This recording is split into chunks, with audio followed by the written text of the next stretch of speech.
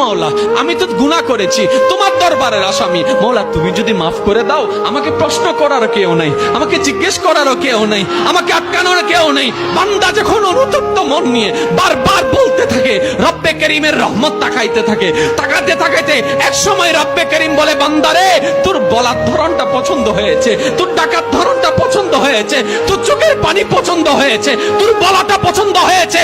এবার মওলা বলে, আমি তোর সারা জীবনের কত গুনাহ করছিস? বান্দা বলে, মওলা 40,000 পার হয়ে গিয়েছে। কেউ বলে যে মওলা পাহাড় পরিমাণ হয়েছে, কেউ বলে যে মওলা আসমান পরিমাণ হয়েছে। এবার মওলা বলে যে আমি মাফ করে দিলাম, আমি মাফ করে দিলাম, আমি মাফ করে দিলাম, আমি মাফ করে দিলাম, আমি মাফ করে দিলাম, আমার বান্দাকে আমি মাফ করে দিলাম। ফেরেশতা বলে, মওলা এত বড় গুনাহগার, এত বড় আসামি, হাজার গুনাহগার, হাজারটা গুনাহ তওবা করেছে একবার, মাফ চেয়েছে একবার, তুমি মাফ করে দিলা, তুমি মাফ করে দিলা। রব্বে করিম বলে, মাফ করবো না তো কি করব?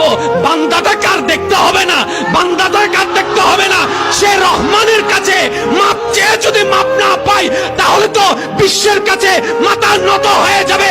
আরে সে রহমানের বান্দা, জাত্তার বান্দা না, যে রহমান হচ্ছে ইন্নাল্লাহ আলা কুল্লি শাইইন কাদির। সুবহানাল্লাহ।